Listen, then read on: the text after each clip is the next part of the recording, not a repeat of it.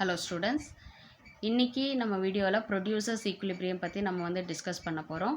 இது வரைக்கும் நம்ம சேனலை சப்ஸ்கிரைப் பண்ணாதவங்க ப்ளீஸ் சப்ஸ்கிரைப் பண்ணுங்கள். பெல் ஐக்கானை கிளிக் பண்ணிவிட்டு ஆல் பட்டன் கிளிக் பண்ணிங்கன்னா நான் போடுற வீடியோஸோட நோட்டிஃபிகேஷன் உங்களுக்கு இமீடியட்டாக வரும். டிஸ்கிரிப்ஷன் பாக்ஸில் ப்ரீவியஸ் வீடியோஸோட லிங்க் கொடுத்துருக்கேன். அதை கிளிக் பண்ணி பார்க்கும்போது இந்த சாப்டர் வந்து உங்களுக்கு தெளிவாக புரியும். ஸோ ப்ரொடியூசர்ஸ் ஈக்குலிபிரியம்னா என்ன? சமநிலை அப்படின்னு அர்த்தம். ப்ரொடியூசர்னால் உற்பத்தியாளர், மேனுஃபேக்சரர், ப்ரொடியூசர் அப்படின்னா ஒரே நேம் தான். ஸோ அவங்களுடைய சமநிலை வந்து எப்போ வந்து அவங்க அட்டைன் பண்ணுவாங்க அப்படின்றது தான் நம்ம இந்த வீடியோவில் பார்க்க போகிறோம். ஸோ இப்போ ஒரு ப்ராடக்ட் நான் ப்ரொடியூஸ் பண்ணுறேன் அப்படின்னா அந்த ப்ராடக்ட்டுக்கு ஃபேக்டர்ஸ் ஆஃப் ப்ரொடக்ஷன்னு இருக்குது. என்னென்ன? Land, labour, capital and organisation. இதுதான் வந்து பார்த்திங்கன்னா factors of production. Okay, so இந்த ஃபேக்டர்ஸ் ஆஃப் ப்ரொடக்ஷனை வந்து நான் எந்த காம்பினேஷனில் யூஸ் பண்ணால் என்னுடைய பட்ஜெட்டுக்கு ஏற்ற மாதிரி நான் வந்து செலவு பண்ணி நான் மேக்ஸிமம் அவுட்புட்டை நான் எடுக்கணும். அந்த பாயிண்டில் தான் வந்து ப்ரொடியூசர் வந்து சமநிலையை அடைகிறாரு. அதை தான் ப்ரொடியூசர் ஈக்குலிபிரியம் அப்படின்னு சொல்லிட்டு சொல்லணும். அதாவது காம்பினேஷன்ஸ் எப்படி இருக்கணும்னா, 2 இன்புட் நம்ம கொடுக்குறோம். அந்த 2 இன்புட்டுக்கு ஆகக்கூடிய காஸ்ட்டு வந்து எனக்கு வந்து கம்மியாகணும். என்னுடைய பட்ஜெட்டுக்குள்ளேயும் அந்த காஸ்ட்டு வந்து இருக்கணும். ஆனால் நான் அதனால் ப்ரொடியூஸ் பண்ணக்கூடிய அவுட்புட் வந்து எப்படி இருக்கணும்? மேக்ஸிமமாக இருக்கணும். இந்த ஸ்டேஜில் தான் ப்ரொடியூசர்ஸ் ஈக்குலிபிரியம் அப்படின்ற ஒரு நிலையை வந்து அடையுது. ஓகேவா? இதுதான் ப்ரொடியூசர்ஸ் ஈக்குலிபிரியம் அப்படின்னு சொல்லிட்டு சொல்கிறோம். ஸோ இந்த ப்ரொடியூசர்ஸ் ஈக்குலிபிரியம் அப்படின்ற ஒரு ஸ்டேஜை நம்ம வந்து ரீச் பண்ணணும், அச்சீவ் பண்ணணும் அப்படின்னா ஃபஸ்ட்டு வந்து அந்த ப்ரொடியூசர் வந்து என்ன பண்ணணும்னா, ரிசோர்ஸஸை வந்து டிஃப்ரெண்ட் காம்பினேஷன்ஸில் வந்து அவர் வந்து பார்க்கணும். அதாவது இப்போது ஒரு மிஷின் வச்சுருக்கேன் அப்படின்னா நான் வந்து 5 லேபரை வச்சு நான் வந்து ஒரு மிஷினை வச்சு 5 லேபரை வச்சு நான் ஒர்க் பண்ணேன்னா எனக்கு எவ்வளோ அவுட்புட் கிடைக்கும்? இல்லை நான் 2 மிஷினை வச்சு நான் வந்துட்டு 3 லேபரை நான் யூஸ் பண்ணால் எனக்கு எவ்வளோ அவுட்புட் கிடைக்கும்? இல்லை மெஷினே இல்லாமல் வெறும் லேபர்ஸை மட்டும் நான் வச்சு யூஸ் பண்ணேன்னா நான் எவ்வளோ அவுட்புட் எனக்கு கிடைக்கும் அப்படின்னு நான் டிஃப்ரெண்ட் காம்பினேஷன்ஸை வந்து நான் இன்புட்டாக கொடுப்பேன். ஓகேவா? ஸோ அப்படி இன்புட்டாக கொடுக்கும் பொழுது அதுக்கு ஆகக்கூடிய காஸ்ட்டு வந்து பார்த்திங்கன்னா, செலவு வந்து பார்த்திங்கன்னா என்னுடைய பட்ஜெட்குள்ளே இருக்கணும். And at the same time வந்து மேக்ஸிமம் ஆஃப் அவுட்புட்டை கொடுக்குறதாகவும் இருக்கணும். ஸோ அந்த மேக்ஸிமம் ஆஃப் அவுட்புட்டை கொடுக்குற அந்த பாயிண்ட்டை தான் வந்து பார்த்திங்கன்னா ப்ரொடியூசர்ஸ் ஈக்குலிபிரியம் அப்படின்னு சொல்லிட்டு சொல்கிறோம். Okay, so producer equilibrium implies the situation where producer maximise his output. அதாவது இந்த ப்ரொடியூசருடைய ஈக்குலிபிரியம் அப்படின்றது வந்து எப்போ கிரியேட் ஆகும் அப்படின்னு வந்து பார்த்தீங்கன்னா, எப்போ வந்து ஒரு ப்ரொடியூசர் வந்து மேக்ஸிமம் ஆஃப் அவுட்புட்டை வந்து அவர் அட்டைன் பண்ணுறாரோ அந்த பாயிண்ட்டை தான் ப்ரொடியூசர் ஈக்குலிபிரியம் அப்படின்னு சொல்கிறோம். It is also known as optimum combination of factors of production. So இந்த ப்ரொடியூசர் ஈக்குலிபிரியமை வந்து நம்ம என்னன்னு சொல்லலாம்? Optimum combination of factors of production. Factors of ப்ரொடக்ஷன்னா இந்த இடத்துல கேபிட்டல் அண்ட் லேபர். இந்த கேபிட்டல் லேபரை வந்து நம்ம சரியான முறையில் நம்ம வந்து இன்புட்டாக கொடுக்கும் பொழுது, காம்பினேஷனை வந்து சரியான முறையில் கொடுக்கும் பொழுது அவர் மேக்ஸிமம் ஆஃப் அவுட்புட்டை வந்து அவர் ரீச் பண்ணுவார். அந்த ரீச் பண்ணக்கூடிய அந்த சிச்சுவேஷன், அந்த பாயிண்ட்டு தான் ப்ரொடியூசர் ஈக்குலிபிரியம் அப்படின்னு சொல்கிறோம். In short, the producer manufacturers a given amount of output with least cost combination of factors with his given budget. இப்போ வந்து அவர் ப்ராடக்டை ப்ரொடியூஸ் பண்ணுறாருன்னா இப்போ 100 rupees அவர் வந்து பட்ஜெட் வச்சுருக்கிறாரு அப்படின்னா அப்போது அவர் கேபிட்டலுக்கு எவ்வளோ இன்வெஸ்ட் பண்ணணும், லேபருக்கு எவ்வளோ இன்வெஸ்ட் பண்ணணும். இப்போ சப்போஸ் கேபிட்டலுக்கு வந்து நான் 10 rupees நான் இன்வெஸ்ட் பண்ணி நான் வந்து லேபருக்கு 30 ரூபா காஸ்ட் நான் இன்வெஸ்ட் பண்ணி எனக்கு என்ன அவுட்புட் வருது? இன்கேஸ் நான் கேபிட்டல் 20 ரூபா நான் யூஸ் பண்ணி லேபருக்கு வந்து நான் வந்து ஒரு 40 ரூபா யூஸ் பண்ணால் எனக்கு என்ன அவுட்புட் வருது? ஸோ இந்த மாதிரி டிஃப்ரெண்ட் காம்பினேஷன்ஸாக நான் கொடுத்து எந்த காம்பினேஷனில் எனக்கு வந்து மேக்ஸிமம் ஆஃப் அவுட்புட் வருதோ அந்த பாயிண்ட்டை தான் நான் வந்து என்னன்னு சொல்கிறேன்னா ப்ரொடியூசர் ஈக்குலிபிரியம் அப்படின்னு சொல்லிட்டு சொல்கிறேன். ஸோ அப்போ என்ன ஆகும்னா, எனக்கு லோ காஸ்ட்டில் என்னோட பட்ஜெட்டுக்குள்ளே நான் மேக்ஸிமம் ஆஃப் அவுட்புட்டை வந்து என்னால் எடுக்கக்கூடிய அந்த பாயிண்ட்டை தான் ப்ரொடியூசர்ஸ் ஈக்குலிபிரியம் அப்படின்னு சொல்கிறோம். Optimum combination of factors implies either. இப்போது காம்பினேஷன் வந்து எப்படி இருக்கும் அப்படின்னு பார்த்தீங்கன்னா, there is output input maximisation for given inputs. என்ன இன்புட்ஸ் நீங்கள் கொடுக்குறீங்களோ அந்த இன்புட் உங்களுக்கு வந்து மேக்ஸிமம் ஆஃப் அவுட்புட்டை கொடுக்கக்கூடியதாக இருக்கணும். அது ஒரு ஃபேக்டர். இன்னொன்று வந்து there is cost minimisation for the given output. அதே போல் நான் இன்புட்டை கொடுக்குறேன் இல்லையா, அதுக்கு ஆகக்கூடிய காஸ்ட் வந்து பார்த்திங்கன்னா மினிமமாக இருக்கணும். And at the same time அவுட்புட்டும் வந்து ஈக்குவலாக, அதாவது இன்புட்டு கொடுக்கறதுக்கு ஈக்குவலாக எனக்கு அவுட்புட்டும் இருக்கணும். என்னுடைய காஸ்ட்டும் கம்மியாகணும், காம்பினேஷன் ஆஃப் இன்புட்டும் வந்து சரியான முறையில் இருக்கணும். ஓகேவா? இது ரெண்டுமே தான் வந்து பார்த்திங்கன்னா ஆப்டிமம் காம்பினேஷன் ஆஃப் ஃபேக்டர்ஸ் அப்படின்னு சொல்லிட்டு சொல்கிறோம். இதில் வந்து என்னென்ன கண்டிஷன்ஸ் வந்து இந்த கண்டிஷன்ஸ் எல்லாம் அப்ளை ஆனால் தான் வந்து இது ப்ரொடியூசர்ஸ் ஈக்விலிபிரியம் அப்படின்ற ஒரு ஸ்டேஜ் அது ரீச் பண்ணோம் அப்படின்றாங்க. என்ன கண்டிஷன்ஸ் அப்படின்னா 2 conditions that are to be fulfilled for the attainment of producer equilibrium. So producer ஈக்விலிபிரியமை வந்து நான் ரீச் பண்ணணும் அப்படின்னா நான் வந்து 2 கண்டிஷனை வந்து நான் ஃபுல்ஃபில் பண்ணணும். என்ன அப்படின்னா ஃபஸ்ட்டு வந்து ஐசோ காஸ்ட்லைன். ஐசோ காஸ்ட்லைன் அப்படின்றது வந்து என்ன அப்படின்னு பார்த்தீங்கன்னா, அதாவது ஒரு மெஷினுக்கு, இப்போ கேபிட்டல்ன்றதை நம்ம மிஷின்னு எடுத்துக்கலாம். ஒரு மெஷின் அண்ட் லேபர் இது ரெண்டையும் கம்பைன் பண்ணி எனக்கு ஆகக்கூடிய செலவை சொல்கிறது தான் ஐசோ காஸ்ட் லைன். ஓகேவா? எவ்வளோ யூனிட் ஆஃப் மெஷின் அண்ட் எவ்வளோ யூனிட் ஆஃப் லேபர் நான் வந்து யூஸ் பண்ண போகிறேன், அதுக்கு ஆகக்கூடிய செலவு என்ன, யூஸ் பண்ண போகிறது கிடையாது, அதுக்கு ஆகக்கூடிய செலவை சொல்லக்கூடியது தான் ஐசோ காஸ்ட் லைன்.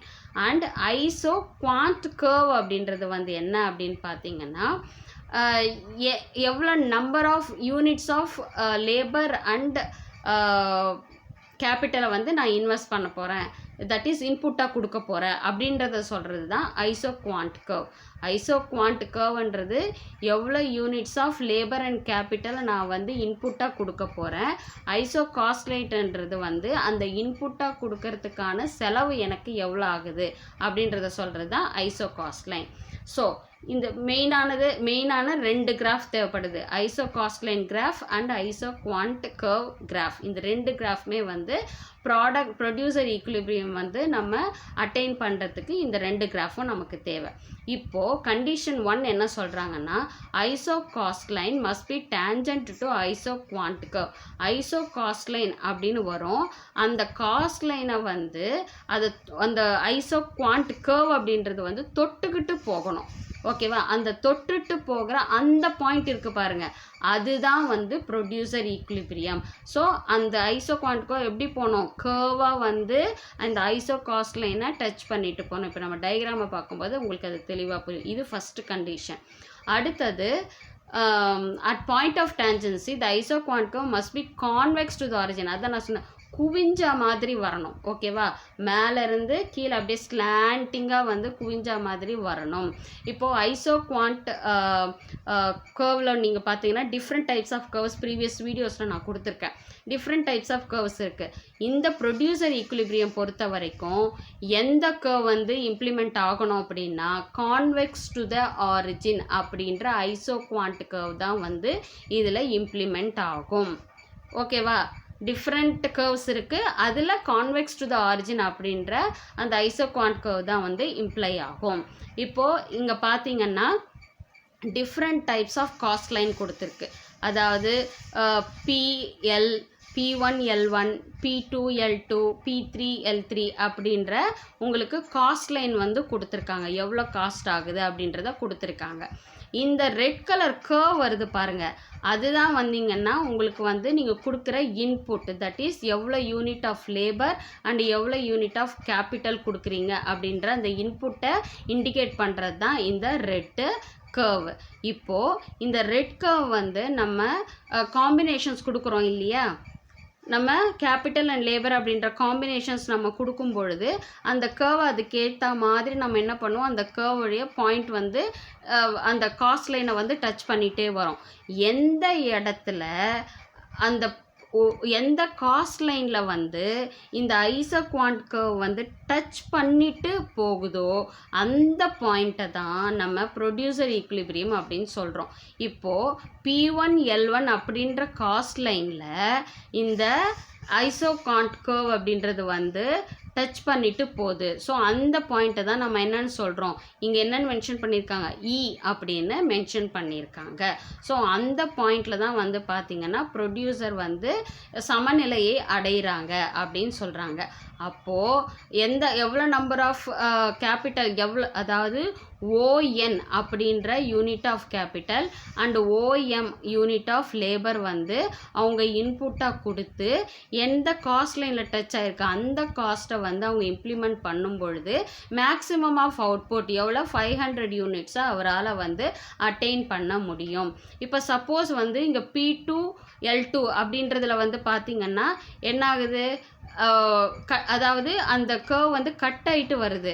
நார்மலாக வந்து கண்டிஷன் என்ன, கர்வ் வந்து டேஞ்சண்ட்டாக வரணும், அதாவது ஐசோகாஸ்ட் லைனை தொட்டுக்கிட்டு அந்த கர்வ் போகணும் அப்படின்றது தான் கண்டிஷன்.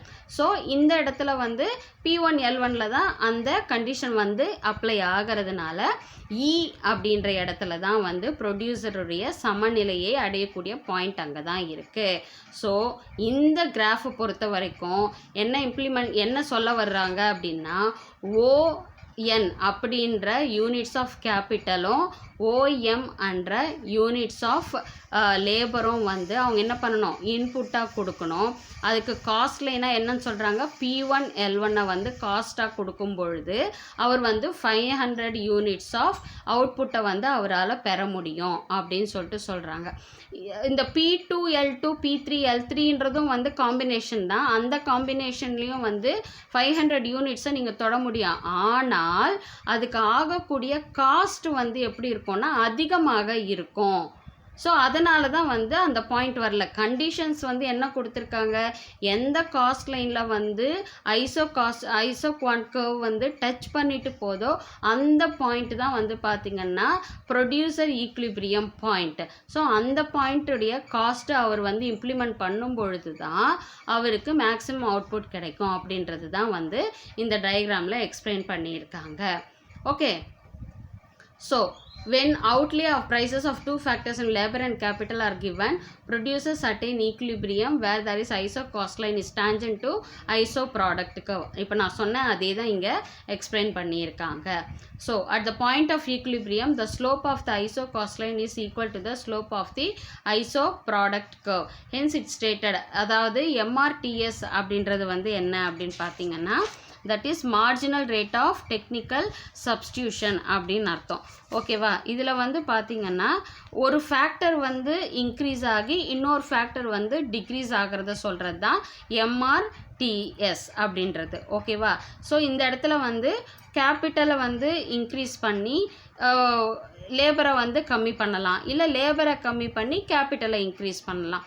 ஏதோ ஒரு விதத்தில் வந்து என்ன பண்ணுவாங்க, காம்பினேஷன் வந்து ஒன்று அதிகமாக இருக்கும் ஒன்று கம்மியாக இருக்கும். அதை சொல்கிறது தான் marginal rate of technical substitution அப்படின்னு அர்த்தம். ஓகேவா, ஸோ அதை பேஸ் பண்ணி தான் வந்து உங்களுக்கு வந்து பார்த்திங்கன்னா இந்த இடத்துல உங்களுக்கு வேல்யூ போட்டிருக்காங்க. MRTS LK, எல்னா லேபர், கேன்னா கேபிட்டல். ஸோ அதுக்கு வந்து என்ன அப்ளை பண்ணியிருக்காங்க, PL/PK is equal to 10/30. அப்போ 1/3 வந்து 0.33 அப்படின்ற அவுட்புட்டாக உங்களால் கொண்டு வர முடியுது. At point E, the firm employs OM units of labor and ON units of capital.